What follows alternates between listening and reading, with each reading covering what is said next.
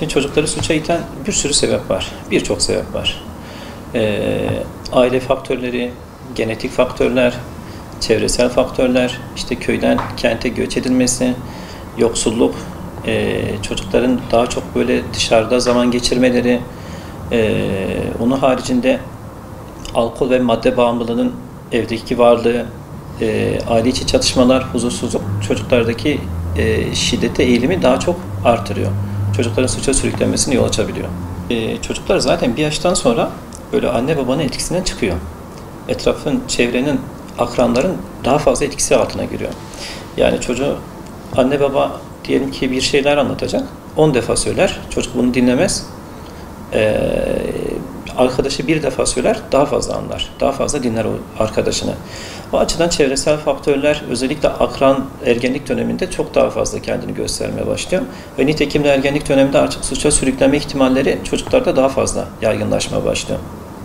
O açıdan çocuklara özellikle ergenlik dönemindeki çocuklara daha iyi bir arkadaş ortamı seçmek gerekiyor.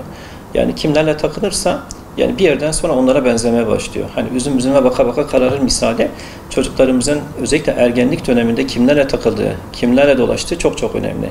Hatta diğer taraftan sosyal medyada kimlerle yazıştıkları, kimlerle görüştükleri de çok önemli.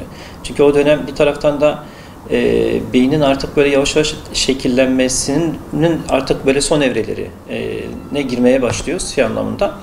Bu açıdan o yaşlarda kendisine aktarılan bilgiler, işte gördüğü deneyimler bir ömür boyu onun yaşamını etkileyebiliyor. O açıdan en dikkat edilmesi gereken yaşlardır ergenlik dönemi. Aynı zamanda ergenlik dönemi de nitekim çocukların suça sürükleme ihtimallerinin yüksek olduğu. Çünkü bir şekilde kendini çevreye ispat etmek istiyorlar, göstermek istiyorlar. Artık ben de bir bireyim.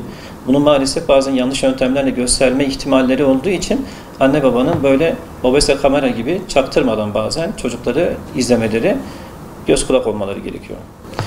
Şimdi suç alışkanlık haline şöyle gelebilir.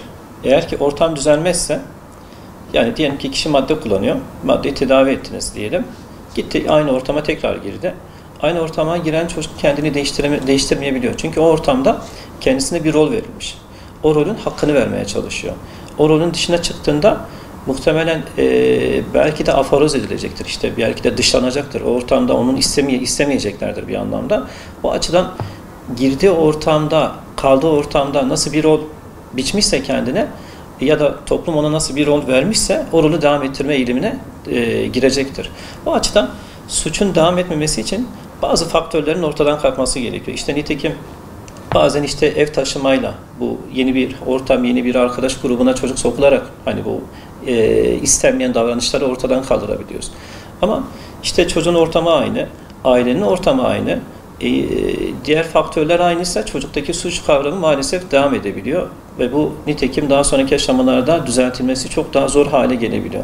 Ama erken yaşlarda müdahale edilirse çok daha kolay bir şekilde üstesinden gelinebiliyor. Şimdi en önemli faktör ailenindir. Yani aile bir anlamda çocuğun zaten ilk böyle öğretmenleri diyebiliriz. Yani eğer ki anne baba temeli sağlam atmazsa böyle küçük yaşlardan demirden, işte çelikten, böyle çimentodan çalarlarsa daha sonraki yıllarda böyle yapı olarak çok da sağlam bir inşa meydana gelmiyor maalesef. Belki depremde ilk böyle yıkılabilecek bir inşaat çalışması meydana geliyor.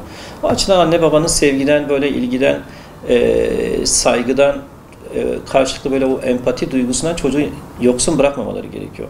Eğer ki bunlardan yoksun bırakılmış, daha çok böyle aile içi çatışmalara maruz bırakılmış ya da anne babanın kendi çözüm sistemleri daha çok böyle şiddet üzerine kuruluysa, yani çocuk istenmeyen bir davranış gerçekleştiriyor, aile bunu hemen şiddetle cezalandırıyorsa, otomatikman bu çocuklarda da şiddete meyilli olma ihtimalleri yüksek derecede meydana geliyor.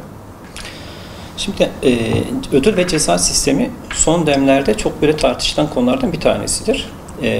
Çocuğa ceza vermenin muhtemelen kastettiğiniz kısmı şiddetle. Yani işte çocuk yanlış bir davranış yaptı. Hemen çocuğa işte tokat ya da işte tekmeleyerek o davranışı kendimiz ortadan kaldırmaya çalışırız. Şimdi böylesi çocuklarda korku ve kaygı meydana geliyor. Şimdi korku kaygı meydana geldiği için bu çocuklar daha pısırık, daha böyle özgüveni eksik, kendisine saygısı olmayan çocuklar olarak yetişmeye başlıyor. Diğer taraftan şiddet gören çocuk Yani ben aman Allah'ım ne yaptım, yanlış bir şey yaptım demekten ziyade ona o şiddeti gösteren kişiye karşı bir hınç, bir öfke besliyor. Yani kendi davranışı üzerinde kafa yormaktan ziyade ona o şekilde şiddete karşılık vermiş yetişkin birey her kimse ona bir şekilde intikam duygularına nasıl karşılık verebilir mi düşünmeye başlıyor. Ve kendince bu sefer öc alma girişimine girebiliyor. Yani ben nerede yanlış yaptığımdan ziyade ben nasıl daha fazlasını ona gösterebilirim meydana geliyor. O açıdan o ceza sistemi çocuklarda çok da tavsiye ettiğimiz hani bir şey değil, yani bir durum değil. Çünkü bu sorunu çözmekten ziyade daha fazla hani ortaya çıkaran, hatta diyelim ki ceza görüyor çocuk. Ceza gördüğü için bu sefer yalan atma eğilimi ortaya çıkıyor. Hani ben işte bir davranışı ortadan kaldırmak için şiddet uyguladım ya da ceza uyguluyorum. Bu sefer de çocuk şiddet görmemek için ya da ceza görmemek adına bu sefer yalan atma davranışı başlıyor çocukta. Sonra da anne babalar, hocam çocuğum niye yalan atıyor? Yalan atmasının temel sebebi nedir? Ben nerede hata yapıyorum deyip bu sefer kapı kapı yardım arayışları başlıyor uzmanlardan. Hocam internetin ortaya çıkması ve yaygınlaşması çocukların suça sürüklenmesine etkili mi? Bu konuda neler yapılmalı? Şimdi şöyle, pandemi döneminden sonra neredeyse her çocuğun eline artık telefon ya da tablet girdi. Şimdi orada tabii ki amaç belki de işte derslerini takip etmeleriydi ya da işte ne bileyim sınavlara online bir şekilde katılım göstermeleriydi. Ama o dönemden sonra çocukların ellerindeki telefon dersten ziyade maalesef böyle uygunsuz sitelere girme ya da işte şiddet içerikli oyunlara hani katılım gösterme ya da ne bileyim buna benzer işte videolar izleme ya da dizilere takılmalar meydana geldi. Hatta son dönemlerde yani şiddetin dışında bu eşcinselliği hani böyle daha da böyle maalesef çocukların zihnine sokmaya çalışan işte çizgi filmler, yayınlar ortaya çıkmaya başladı. O yüzden anne babaların gerçekten dikkat etmesi gerekiyor. Çünkü orada görülenler çocuk için belki de normalleşmeye başlıyor. Yani bu şiddet de olabilir, işte cinsel eğilimler de olabilir.